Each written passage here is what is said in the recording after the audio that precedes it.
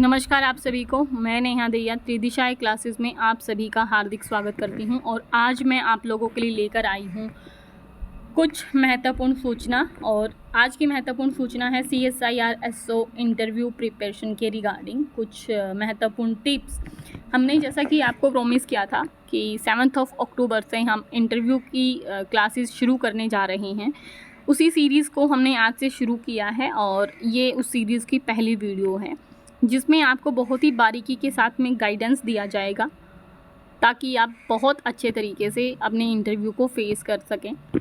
ये एक अंतिम चरण है आपके सिलेक्शन का जो हर किसी स्टूडेंट के लिए काफ़ी महत्वपूर्ण समय है। तो बहुत ही बारीकी के साथ हम आज की क्लास करने जा रहे हैं। जिन लोगों का इंटरव्यू जो देने जा रहे हैं उन लोगों को हमारी बहुत सारी शुभकामनाएं, साथ ही बहुत सारी ब्लेसिंग्स भी। तो शुरू करते हैं हम आज की क्लास। और हमें ये बताने में बहुत खुशी हो रही है कि त्रिदिशाएं क्लासेस के 20 स्टूडेंट के ग्रुप में से 2 स्टूडेंट का सिलेक्शन हुआ है और वो इस समय जा रहे हैं इंटरव्यू देने के लिए। तो ये उनके लिए भी काफ़ी महत्वपूर्ण है। साथ ही जो अदर्स कैंडिडेट हैं जो इस चैनल से जुड़े हैं इंटरव्यू के रिगार्डिंग, उन लोगों के लिए भी काफ़ी महत्वपूर्ण है। और जो किसी अन्य एग्ज़ाम का इंटरव्यू देने जा रहे हैं या इन फ्यूचर देने जाएंगे तो उन सभी के लिए ये वीडियो, ये क्लास काफ़ी महत्वपूर्ण है। तो चलिए शुरू करते हैं हम आज की क्लास। आपकी जो स्कीम ऑफ एग्जामिनेशन की अगर हम बात करें तो 500 मार्क्स का टोटल आपका एग्ज़ाम था जो अभी तक हुए हैं, जिसमें पेपर 1, पेपर 2, पेपर 3 आपका रहा है। तो 500 में से आपके जितने भी मार्क्स आए हैं उनके कट ऑफ के हिसाब से लोग इंटरव्यू तक पहुँचते हैं और इंटरव्यू आपका 100 मार्क्स का है, ठीक है। तो 100 मार्क्स काफ़ी महत्वपूर्ण रोल प्ले करेंगे आपके इस सिलेक्शन में, तो काफ़ी महत्वपूर्ण है।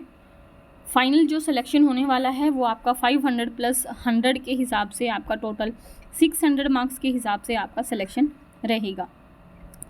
तो काफ़ी महत्वपूर्ण पड़ा और काफ़ी महत्वपूर्ण मार्क्स आपके रहेंगे, क्योंकि 100 मार्क्स अटेंड करना और उसमें से आपको सेलेक्ट करना काफ़ी महत्वपूर्ण रोल प्ले करेगा आपके सिलेक्शन में।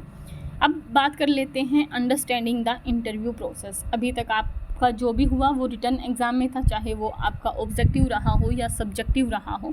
अब यहाँ पर बात की जाएगी आपकी पर्सनैलिटी की। अभी तक बात हो रही थी आपकी नॉलेज की। तो CSIR council of scientific and industrial research, और ये जो आपकी जो सिलेक्शन हो रहा है वो SO पोस्ट के लिए हो रहा है। तो इसकी तैयारी करते वक्त आपको अपने सब्जेक्ट नॉलेज के साथ साथ इंटरव्यू प्रोसेस के लिए भी पूरी तरह से रेडी रहना होगा। और हम आगे कुछ टिप्स यहाँ पर शेयर करेंगे, उन टिप्स के अकॉर्डिंग ही आपको काम करना है। तो सबसे पहले आप क्या एक्सपेक्ट करते हैं इंटरव्यू में, या जब आप जाएंगे तो आप कैसे अपने आप को प्रेजेंट कर पाएंगे। बहुत सारे डाउट्स होते हैं स्टूडेंट्स के, किस टाइप के क्वेश्चंस आपसे पूछे जाएंगे, अटायर आपका क्या होना चाहिए, कॉन्फिडेंस के साथ में कैसे रहना है, कैसे पेशेंस दिखाना है, किस तरीके से रिप्लाई करना है। तो इन चीज़ों का आपको ध्यान रखना है। तो सबसे पहले आप एक CSIR SO इंटरव्यू में एक्सपेक्ट करते हैं पैनल ऑफ इंटरव्यूअर्स। तो ये आपके 3 to 4 मेंबर्स हो सकते हैं जो आपका इंटरव्यू लेंगे, ठीक है। तो 3 to 4 मेंबर्स आपको मिलेंगे।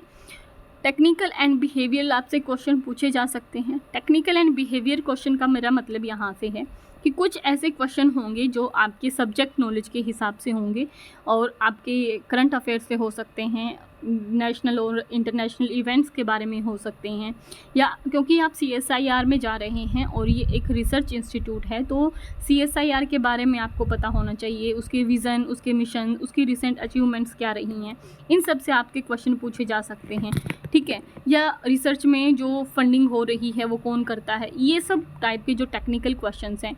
और अगर आप बाई चांस किसी साइंस फील्ड से आते हैं, BTech वगैरह आपने कर रखी है, तब भी आपके सब्जेक्ट नॉलेज से क्वेश्चन पूछे जा सकते हैं। सेकंड होता है बिहेवियल क्वेश्चन आपसे पूछे जा सकते हैं। अब बिहेवियल क्वेश्चन में क्या हो सकते हैं, आपके स्किल्स हो सकते हैं, आपकी प्रॉब्लम सॉल्विंग स्किल हैं, आपके लीडरशिप और टीम वर्क के बारे में हो सकते हैं, या आपके इथिकल कंडक्ट। इथिकल कंडक्ट का मतलब ये होगा कि आपके CSIR में रिसर्च इथिक्स काफ़ी महत्वपूर्ण होते हैं। और किसी भी जॉब में जब आप जाते हैं तो इंटीग्रिटी और इथिकल बिहेवियर के ऊपर ही क्वेश्चन आपसे पूछे जाते हैं। थर्ड चीज़ होती है आपकी time management during the interview, कि आप किस तरीके से उस जो इंटरव्यू है उस इंटरव्यू पैनल के साथ इन्वॉल्व होते हैं अपने क्वेश्चन के आंसर दे करके, कि आप अपने इंटरव्यू को मैक्सिमम टाइम तक कर पाएँ। ऐसा ना हो कि आप 2-3 क्वेश्चन का आंसर दें फिर उसके बाद नो नो नो नो करते हुए जा रहे हैं, तो एक इन्वॉल्वमेंट आपकी वहाँ पर ना दिखाई दे। तो इससे इस चीज़ का भी आपको ध्यान रखना है कि आपका टाइम मैनेजमेंट क्या रहेगा ड्यूरिंग इंटरव्यू, किस तरीके। और ऐसा भी नहीं करना है आपको कि एक ही क्वेश्चन का आपने जवाब इतना लंबा खींच दिया है एंड फिर कुछ क्वेश्चन का आंसर आप बहुत ही सीमित शब्दों में दे रहे हैं। लाइक आपसे क्वेश्चन पूछा जाएगा कॉमन क्वेश्चन कि आप अपने बारे में बताइए, और आप अपने बारे में अब जन्म से लेकर के अभी तक जितनी घटनाएं हैं उनका वर्णन करने लगे, तो ऐसा आपको नहीं करना है। वहाँ पर आपको अपने बारे में वो बताना है जो आपने अभी तक अचीव किया है, आपके स्कूल कॉलेज कहाँ से हुए हैं और आपने रिसेंट में क्या अचीवमेंट किया है, कोई जॉब आप कर रहे हैं उसका एक्सपीरियंस आपको शेयर करना है। तो ये सब चीज़ों का आपको ध्यान रखना है और वो बहुत ही सीमित शब्दों में होना चाहिए, इसका भी आपको खास ख्याल रखना है। थर्ड चीज़ आती है यहाँ पे रिसर्च और the organisation. Research the organisation का मतलब ये है कि आप जिस भी ऑर्गेनाइजेशन में इंटरव्यू देने के लिए जा रहे हैं उसके बारे में आपको डिटेल जानकारी होनी चाहिए। उसकी फुल फॉर्म क्या है, आई होप इतना तो आप लोगों को पता ही होगा। तो की फैक्ट्स जो भी रहेंगे CSIR के बारे में, उसके मिशन के बारे में, उनकी अचीवमेंट्स के बारे में, या रिसर्च एरिया क्या है, understanding the specific department you are applying for, और जिस डिपार्टमेंट के बारे में आपने अप्लाई किया है सो पोस्ट के लिए, तो उसके बारे में आपको पता होना चाहिए कि उनका जॉब प्रोफाइल क्या है। ठीक है, इसके बारे में आप गूगल कर सकते हैं या फिर आपको वीडियो में भी पता चल ही जाएगा, बताया जाएगा। लेकिन कुछ चीज़ें ऐसा हो सकता है कि बताने में कुछ चीज़ें मिस हो जाएं, तो आप नोट करते जाना इन चीज़ों को कि आपको किन किन पॉइंट्स पर फोकस करना है। तो सबसे पहली चीज़ आपको CSIR के बारे में पता होना चाहिए, आप नोट कर लीजिए। उसके मिशन, उसकी अचीवमेंट्स क्या रही हैं, इनके बारे में ज़रूर आपको पता होना चाहिए। ठीक है, रिसेंट डेवलपमेंट जो हुए हैं उनके बारे में आपको पता होना चाहिए। और जो स्पेसिफिक डिपार्टमेंट है जिसके लिए आप जा रहे हैं, लाइक आप फाइनेंस एंड अकाउंटिंग में आपका रहा है, कॉमर्स डिपार्टमेंट से रहे हैं, उनके बारे में आपकी थोड़ी सी डिटेल जानकारी आप लोगों को होनी चाहिए। इसके बाद में हम आते हैं टाइप ऑफ क्वेश्चंस पर। तो टाइप ऑफ क्वेश्चंस आपसे कैसे पूछे जा सकते हैं, तो ये 3 तरह से आपसे क्वेश्चन पूछे जाते हैं। एक होता है कॉमन क्वेश्चन। अब कॉमन क्वेश्चन से क्या मतलब होता है, तो कॉमन क्वेश्चंस में ये होता है जैसे आप अपने बारे में कुछ बताएं, टेल मी अबाउट योरसेल्फ। ये क्वेश्चन लगभग हर इंटरव्यू में पूछा जाता है और इसका जवाब आपको अपने एजुकेशन, एक्सपीरियंस और स्किल्स के अकॉर्डिंग ही देना चाहिए। ठीक है, अभी तक आपकी जितनी भी अचीवमेंट्स, जैसा मैंने आपको बताया, आपकी स्कूलिंग कहाँ से हुई, आपका कॉलेज कहाँ से हुआ, आप अगर जॉब करते हैं तो उसका एक्सपीरियंस आपको बताना है, या फिर आपने कुछ अचीवमेंट्स, कोई अवार्ड जीते हैं, आप स्पोर्ट्स में रहे हैं तो उनकी क्या अचीवमेंट्स रही है, इंटरनेशनल नेशनल लेवल पर आपने आपको कहाँ कहाँ प्रेजेंट किया है, वो सभी जो आप अपने बारे में बता सकते हैं जो इस जॉब के रिगार्डिंग हेल्पफुल हो सकता है, वो आप लोगों को बताना है। सेकंड क्वेश्चन, या फिर दूसरा ये हो सकता है आप CSIR क्यों ज्वाइन करना चाहते हो। यहाँ आपको अपने साइंटिफिक जो क्यूरियोसिटी है, क्योंकि CSIR क्या है, एक साइंटिफिक ऑर्गेनाइजेशन है। ठीक है, तो यहाँ आपको अपने साइंटिफिक क्यूरियोसिटी या फिर कॉन्ट्रीब्यूशन का मेंशन करना होगा। आपको बताना होगा कि CSIR में आपको रिसर्च और इनोवेशन के लिए कैसे एक्सपोजर मिल सकता है। ठीक है, या कैसे आप अपने गोल्स को सपोर्ट करेंगे, इन सब चीज़ों की तरफ में आपको ध्यान देना है। या फिर अगर आपने रिसेंट में या पीछे कोई ऐसा काम किया है जो किसी तरह का रिसर्च प्रोजेक्ट है जिस पर आपने काम किया, तो आप उसके बारे में बता सकते हैं। या फिर आप से कॉमन क्वेश्चन ये हो सकता है कि भाई चलो हम आपको हायर कर लेते हैं, तो हम आपको हायर क्यों करें, है ना। ये कुछ ऐसे क्वेश्चंस होते हैं जो बहुत ही कॉमन क्वेश्चन होते हैं, तो इनका आपको जवाब तैयार रखना है। सेकंड है behaviour and soft skill based questions. Behaviour and soft skill में आपके प्रॉब्लम सॉल्विंग क्वेश्चंस हो सकते हैं, लीडरशिप जिसमें आपसे प्रैक्टिकल सिनेरियो पूछे जा सकते हैं, जिसमें आपको बताना होगा कि आप किसी कॉम्प्लेक्स अगर प्रॉब्लम हो जाती है तो उसको कैसे सॉल्व करेंगे। लीडरशिप और टीम वर्क से संबंधित आपसे क्वेश्चन पूछे जा सकते हैं कि आपके टीम वर्क और लीडरशिप स्किल्स को समझाने के लिए आपसे कुछ क्वेश्चन पूछेंगे कि आपने किसी प्रोजेक्ट को किस तरीके से हैंडल किया है पास्ट में, अगर कोई किया है तो, या फिर कोई ऐसी सिचुएशन दे दी जाएगी कि इसको आप कैसे डील करेंगे। है ना। और उसके अलावा एथिकल कंडक्ट से क्वेश्चन पूछे जाते हैं। थर्ड चीज़ आती है आपकी टेक्निकल एंड सब्जेक्ट नॉलेज, क्योंकि कुछ क्वेश्चन ऐसे होंगे जो आपसे टेक्निकल और सब्जेक्ट नॉलेज के क्वेश्चन पूछे ही जाएंगे। आपसे करंट अफेयर से संबंधित क्वेश्चन पूछे जा सकते हैं, तो जो करंट में मुद्दे चल रहे हैं उनका आप ध्यान रखें। आप किसी रीजन से आते हैं और उस रीजन में कोई ऐसी घटनाएं इस समय पे हो रही हैं, तो आपको उन घटनाओं का ध्यान रखना है। आपकी रिसर्च एरिया, आपका जो ओरिजिनल एरिया है, ओरिजिनल एरिया में क्या क्या चीज़ें हो सकती हैं, क्या वहाँ पर फेमस चीज़ें हैं, ठीक है, किन किन चीज़ों को GI टैग मिला है। तो इस तरह की जो सिचुएशंस हैं या क्वेश्चन हैं वो आपसे पूछे जा सकते हैं। अब बात आती है prepare for common interview questions के लिए आपको किस तरीके से प्रिपेयर करना है। तो जैसे पहला क्वेश्चन ये होता है कि टेल अस अबाउट योरसेल्फ। तो ऐसे क्वेश्चन में यहाँ पर बहुत बारीकी से मैंने लिखा है कि फोकस करना है आपको अपनी एजुकेशन पर, अपने एक्सपीरियंस पर, and why you are a good fit for the job. इस बात का आपको खास ख्याल रखना है, ठीक है।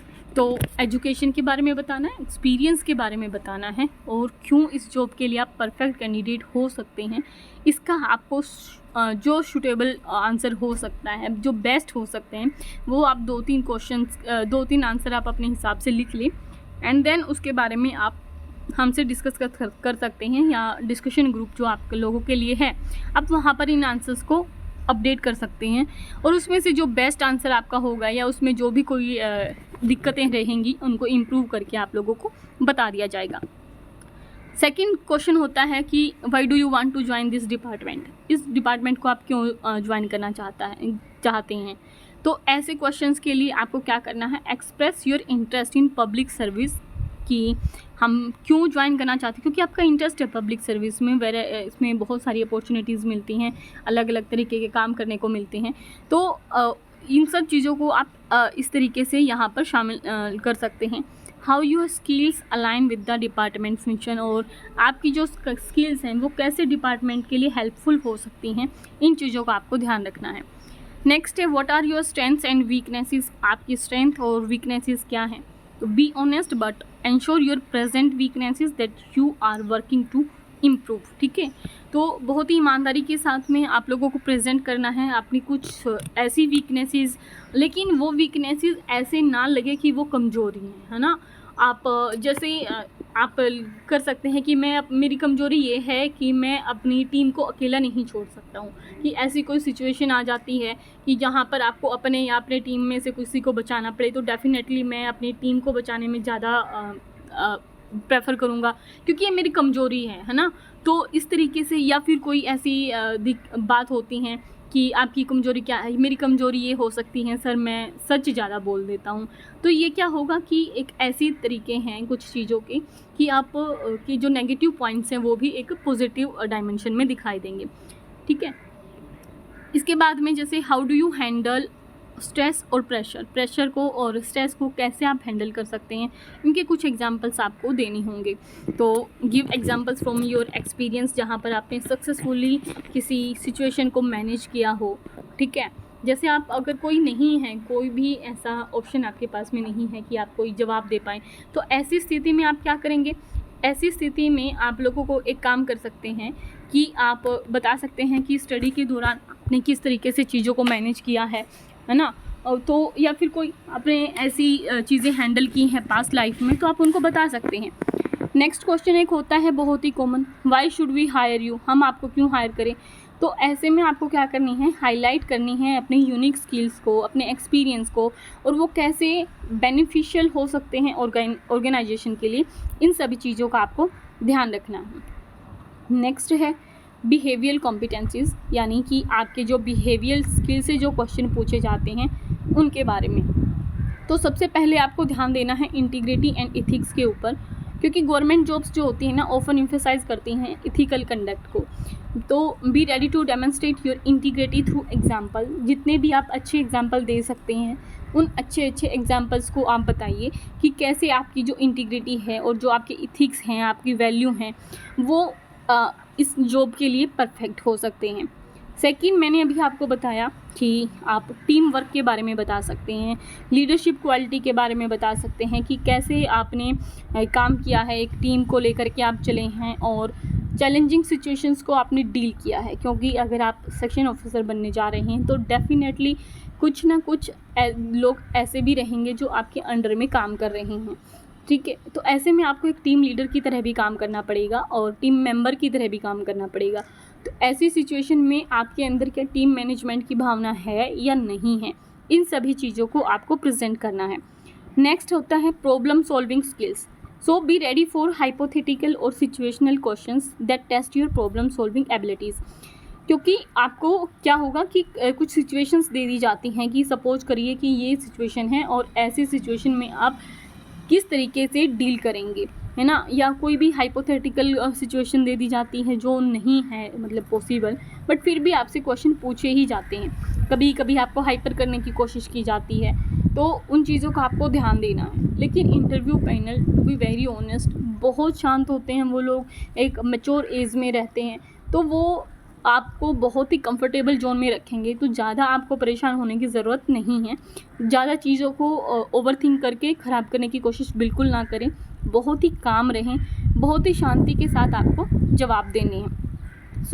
इसके लिए आप क्या कर सकते हैं, मैं इस चीज़ को मानती हूँ, एक स्टार मेथड होता है और ये यहाँ पर मैं हाईलाइट कर देती हूँ। इसको स्टार मेथड में इसलिए कहती हूँ क्योंकि इसमें सिचुएशन होती है, सिचुएशन के लिए कोई टास्क होता है, उस टास्क के अकॉर्डिंग आपको एक्शन करना पड़ता है एंड देन रिजल्ट होता है। ये आपका किसी भी प्रॉब्लम सॉल्विंग का एक इम्पोर्टेंट मेथड होता है, ठीक है। This is called star method. As for situation, आपकी सिचुएशन क्या है, इसमें काम क्या किया जा सकता है, तो टास्क क्या है, आपको जो कार्य मिला है या आप कर सकते हैं वो टास्क क्या है। देन बात आती है कि आप उस टास्क को पूरा करने के लिए एक्शंस क्या ले रही हैं और उस एक्शन का रिज़ल्ट क्या हो सकता है, उसका परिणाम क्या होगा, उसके जो प्रभाव हैं या दुष्प्रभाव हैं वो किन किन को अफेक्ट कर सकते हैं। तो इन चीज़ों का आप लोगों को ध्यान देना है, ठीक है। तो star method very very important.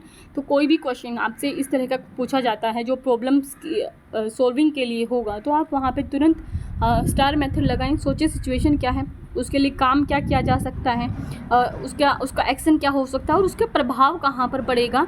तो जैसे ही आप इन 4 पॉइंट्स को सोचेंगे, वैसे ही आपका जो आंसर होगा किसी भी सिचुएशन का, वेदर इट इज़ हाइपोथेटिकल और प्रैक्टिकल सिचुएशन, आप बहुत इजीली कोई भी क्वेश्चन को सोल्व कर लेंगे।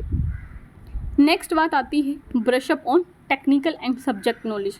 क्योंकि आपकी नॉलेज तो डेफिनेटली कुछ मात्रा में चेक होगी, ऐसा नहीं है कि केवल बिहेवियरल क्वेश्चन आपसे पूछे जा सकते हैं।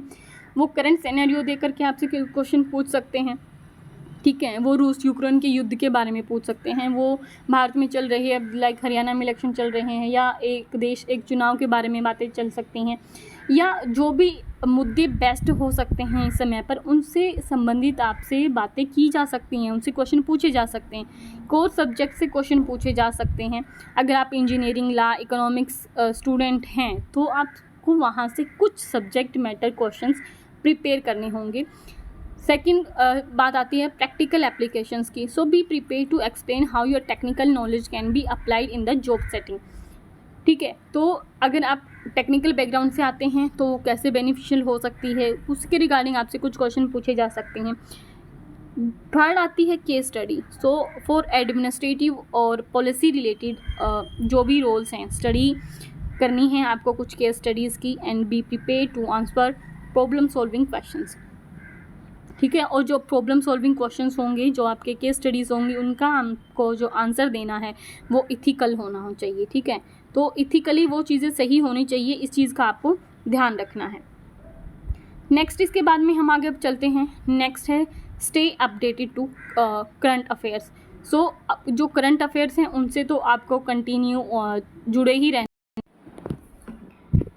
तो सबसे पहले आप लोगों को नेशनल और इंटरनेशनल जो भी करंट अफेयर्स चल रहा है उनको अपडेट करना है और keep up to date with the important news specially related to government policies, economic changes and political developments. जो भी हो रहे हैं करंट सिनेरियो में, साइंस एंड टेक्नोलॉजी से जुड़ी हुई गवर्नमेंट की जो पॉलिसीज़ हैं उसके बारे में भी अपडेट रहिए।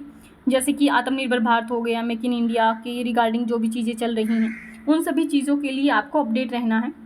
और जो भी नई पॉलिसीज़ आ रही हैं उनके लिए भी आप लोगों को जो न्यूज़ है एक बार उनको देख लीजिए।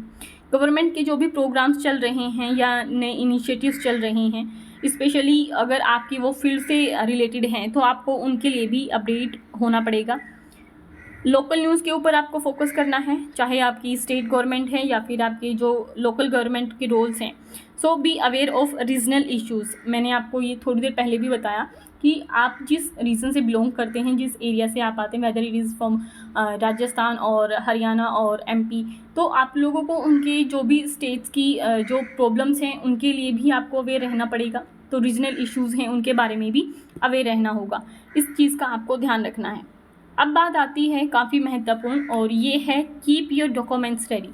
क्योंकि आपका जो इंटरव्यू को लेटर आया है उसके सेकंड और जो थर्ड पेज है, जिसमें एक में हिंदी में लिखा है और एक में इंग्लिश में लिखा हुआ है, तो आपको वहाँ पर चीज़ें मिल जाएंगी। और वहाँ पर आप लोग जब देखेंगे तो उसमें कुछ की पॉइंट्स लिखे हुए हैं, और उन की पॉइंट्स को हम फर्दर स्लाइड में डिस्कस भी करेंगे। तो आपको आपके आईडी प्रूफ्स, आपकी एजुकेशन क्वालिफिकेशंस जो भी हैं, एंड डॉक्यूमेंट्स ऑर्गेनाइज्ड वे में होने चाहिए एक फ़ोल्डर में, या फिर उनका एक प्रिंट आउट आप अच्छे तरीके से रखें। So be prepare to submit them if asked. यहाँ पर आपको एक स्क्रीन दिख रही होगी, और इसमें आपके पैरा नंबर जो आपका पॉइंट नंबर 4 है उसमें कुछ पॉइंट्स लिखे गए हैं, और इन सभी चीज़ों का आपको ध्यान रखना है। लाइक आपको जो साथ में लेके जाना है वो आपका government issue photo identity card होना चाहिए, whether it is voter identity card, driving licence, PAN card, passport, Aadhaar card, या फिर एम्प्लॉयर आईडी अगर किसी गवर्नमेंट ऑफिस में आप काम कर रहे हैं तो। इंटरव्यू आपका बाइलिंगुअल हो सकता है, मतलब इंग्लिश या फिर हिंदी में कोई भी एक आपको चूज़ करना पड़ेगा। बाइलिंगुअल का मतलब यहाँ पर ये है। सो मैट्रिकुलेशन और हायर सेकेंडरी या फिर उसके इक्विवेलेंट अगर कोई सर्टिफिकेट है आपके पास में जो आपकी डेट ऑफ बर्थ को शो कर रहा होगा, वो आपको साथ में लेके जाना है। और यूनिवर्सिटी की डिग्री सर्टिफिकेट आपको लेके जाना है। Documents copy of which have been uploaded in the online application form में जो आपने डॉक्यूमेंट्स अपलोड किए हैं उनकी फ़ोटोकॉपी आपके पास होनी चाहिए। 2 रिसेंट पासपोर्ट साइज़ के फ़ोटोग्राफ आपके पास होना चाहिए। वैलिड अगर आप शेड्यूल कास्ट से आते हैं तो SC सर्टिफिकेट, OBC सर्टिफिकेट, या फिर अगर आप एक्स सर्विसमैन कोटे से आते हैं तो आपके एक्स सर्विसमैन की जो भी आपके डाटा हैं आपके पास में, वो सब चीज़ें आपके पास होनी चाहिए। नेक्स्ट है no objection certificate, that is NOC। If you are working in a government office or in a government job, then you must have to take NOC from the department to appear in the examination. So जिन लोगों के पास अभी जो government office में काम कर रहे हैं या गवर्नमेंट जॉब के लिए हैं, तो उन लोगों को NOC लेनी पड़ेगी डिपार्टमेंट से। सो NOC के लिए आपको रेडी। नेक्स्ट है जो भी आप लोगों ने ऑनलाइन एप्लीकेशन फॉर्म फिल किया था टायर 1 भरते टाइम पे, उसकी आपको एक प्रिंट आउट कॉपी लेनी है और उसको साइन करके लेके जाना है। और बाकी जो भी यहाँ पर डिटेल्स हैं एक बार ही आप उन लोगों को बहुत अच्छे तरीके से पढ़ लीजिए थोरोली, ताकि कोई भी पॉइंट्स आपका मिस ना हो जाए। सो अब बात आ जाती है आपकी पर्सनल प्रेजेंटेशन की। सो पर्सनल प्रेजेंटेशन में यहाँ पर आपको 4 चीज़ों का ध्यान रखना है जब आप इंटरव्यू में जाते हैं। सबसे पहली आपकी ड्रेसिंग सेंस। सो ड्रेसिंग सेंस में आपको कैसे कपड़े पहनने हैं, किस तरीके से आपको एंट्री करनी है, और किस तरीके से जो भी आपके एटिकेट्स हैं उठने के, बैठने के, आई कांटेक्ट करने की, इन सब चीज़ों को आपको ध्यान रखना है। बॉडी लैंग्वेज में आई कांटेक्ट, आपका पोस्चर क्या होना चाहिए, आपका बोलते टाइम पे टोन क्या होनी चाहिए। नेक्स्ट, कॉन्फिडेंस आपके अंदर होना चाहिए, अंडर कॉन्फिडेंट बिल्कुल नहीं दिखना है, और ना ही ज़्यादा ओवर स्मार्ट बन के ओवर कॉन्फिडेंट में जीना है। पेशेंस रहना है, बहुत ही काम तरीके से आपको अपने सवालों के जवाब देने हैं। सो जहाँ तक हम बात करते हैं ड्रेसिंग सेंस की या ड्रेस कोड की, सो फॉर्मल अटायर में आपको जाने का ध्यान रखना है। आपके अपीयरेंस से आपका प्रोफेशनलिज्म दिखना चाहिए। If you are a girl, so we try to wear suit और साड़ी, ठीक है। और अगर आप सूट पहन रही हैं तो आप इस बात का ध्यान रखें कि आपका नेक जो है हाई नेक वाला आप या बंद गले का सूट पहने। साड़ी पहनकर आप जा रहे हैं तो साड़ी चमक धमक वाली ना हो, प्लेन या फिर चेक पैटर्न पे कुछ हो थोड़ा, तो आपकी साड़ी चल सकती है। तो इसका आपको ध्यान रखना। If you are a boy, so you must have to wear formal pant shirt और ब्लेज़र को, ठीक है, टाई, ये आप लोगों को थोड़ा सा ध्यान रखना है। तो फॉर्मल अटायर में आप लोगों को जाना है। नेक्स्ट आता है बॉडी लैंग्वेज के बारे में। हमने बात कर लिया है कि बॉडी लैंग्वेज आपकी कैसी होनी चाहिए। आपको बैठना कैसे है, आपका आई कांटेक्ट कैसा होना चाहिए, पोस्चर कैसा होना चाहिए, इन चीज़ों का आपको थोड़ा ध्यान रखना है। तो जब आप आई कांटेक्ट कर रहे हो तो ऐसा नहीं है कि नज़रें चुरा चुरा कर सामने वाले को जवाब दे रही हो, तो इससे आपका नेगेटिव इम्पैक्ट पड़ता है, इसका आपको ध्यान रखना है। बैठने का पोस्चर आपका, जब आप चेयर पर बैठें तो ना ही आप ज़्यादा झुके हुए बैठें और ना ही एकदम पीछे राजा महाराजाओं की तरह एकदम रिलैक्स करते हुए बैठें। आपको स्ट्रेट बैठना है, थोड़ा कंफर्टेबल बैठना है। आपके हाथ आपके दोनों जो घुटने हैं उनके ऊपर होने चाहिए। टेबल के ऊपर आपको हाथ नहीं रखने हैं, इस बात का आपको थोड़ा ध्यान रखना है। ठीक है, आपका जो टोन है बोलने का, इसको आपको ये नहीं करना है कि कभी कभी आप एकदम बहुत ही मंद स्वर में बोल रहे हो, ठीक है, तो शर्मीली लड़की की तरह ऐसा कुछ नहीं करना है। कॉन्फिडेंस के साथ में बोलना है, ऐसा बोलना है कि आप सामने वाले को प्रेजेंटेबल दिखो, उसके जवाब दे पाओ। ऐसा भी नहीं करना है कि आपको सामने वाले की बातें सुने बगैर ही अपना आंसर स्टार्ट कर दो।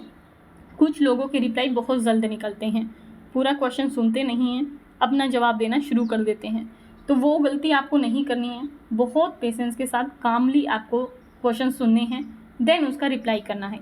अगर आप वो रिप्लाई नहीं कर पा रहे हैं या आपको नहीं आता है, कोई सब्जेक्ट नॉलेज क्वेश्चन है, आप बहुत ही आराम से कह सकते हैं sir sorry I am unable to take this, या फिर आप कह सकते हैं कि नहीं सर मुझे इसके बारे में जानकारी नहीं है। तो इस तरीके से आप वहाँ से बचकर निकल सकते हैं। आपको ओवर कॉन्फिडेंस में ये शो करने की बिल्कुल ज़रूरत नहीं है कि आप सर्वज्ञानी हैं, तो इस चीज़ का थोड़ा आपको ध्यान रखना है। नेक्स्ट इसके बाद में हम चलते हैं ड्रेस प्रोफेशनली। फॉर्मल अटायर में जाना है, वियर फॉर्मल प्रोफेशनल क्लोथ जो सूटेबल हो सकते हैं for the government job interview. A well groomed appearance आपकी होनी चाहिए, क्योंकि एक well groomed appearance leaves a positive impression. Comfortable रहें आप, ऐसे कपड़े आपको पहने हैं, so make sure you feel comfortable in what you wear, as confidence comes from how you present yourself. क्योंकि कई बार ऐसा होता है कि स्पेशली मैं गर्ल्स के बारे में बता रही हूँ, वो साड़ी पहन लेती हैं क्योंकि उनको ये पता है इंटरव्यू में साड़ी पहनना काफ़ी अच्छा माना जाता है, बट वो उसको कैरी नहीं कर पाती हैं। तो ऐसे में क्या होगा कि वो अंडर कॉन्फिडेंट तो फील करेंगी, साथ में उनका क्वेश्चंस पर भी ध्यान नहीं होगा। इस चीज़ का आपको ध्यान रखना है। थर्ड चीज़ क्या होती है, इफ़ यू आर गर्ल्स, आपके जो हेयर्स हैं वो प्रॉपर तरीके से टाई अप होने चाहिए, ठीक है, बहुत अच्छे तरीके से आपको तैयार होकर के जाना है, इस चीज़ का आपको ध्यान रखना है। आपके शूज़ भड़कीले ना हों, ठीक है, ऐसा ज़्यादा हील्स आपकी ना हो, खट करते हुए ना जाएं, चाहे आप लड़के हों चाहे लड़की। तो ऐसा नहीं है कि आपके जो शूज़ हैं वो इरिटेशन पैदा ना करें कि आप कमरे में जैसे ही एंट्री आपने ली, नमस्ते किया आपने उन लोगों को, वैसे ही आपके साथ में शुरू हो गया कि नहीं, अब चीज़ें खटकनी शुरू हो गई। भड़कीली साड़ी, भड़कीले सूट, भड़कीले ड्रेस आपकी नहीं होनी चाहिए, इस चीज़ का आपको ध्यान रखना है, ठीक है। ये कुछ महत्वपूर्ण चीज़ें हैं जिनके बारे में आपको ध्यान रखना था। उम्मीद है आप लोगों को ये चीज़ें समझ आई होंगी। आपके प्रिपरेशन में थोड़े से टिप्स ये आपके लिए मददगार हो सकते हैं। नेक्स्ट हमारी जो वीडियो होगी तो वो टाइप ऑफ क्वेश्चंस का थोड़ा डिटेल में डिस्कस करेंगे हम, कैसे आपने एंट्री लेनी है, एंट्री के टाइम पे आपको किस तरीके से आपके पोस्चर्स होने चाहिए, कैसे आपको किसी का अभिवादन करना है, नहीं आंसर आता है तो किस तरीके से आप उस सिचुएशन से बचकर निकल सकते हैं। इन सभी चीज़ों के बारे में डिटेल हम नेक्स्ट वीडियो में डिस्कस करेंगे। ये एक ओवरव्यू था, ओवरव्यू के साथ साथ बहुत ही बारीकियाँ भी थी। आप लोगों को इन चीज़ों के ऊपर काम करना है। कोई भी डाउट है तो प्लीज़ आप हमें बताएं। डिस्कशन ग्रुप खुला हुआ है और यूट्यूब का कमेंट सेक्शन भी आप लोगों के लिए खुला है, तो आप आराम से वहाँ पे मुझे मैसेज कर सकते हैं या फिर कमेंट कर सकते हैं। मैं आप लोगों का रिप्लाई देने की ज़रूर कोशिश करूँगी। तैयारी करते रहिए, पढ़ते रहिए। मिलते हैं अगले ऐसे ही वीडियो में, तब तक के लिए धन्यवाद।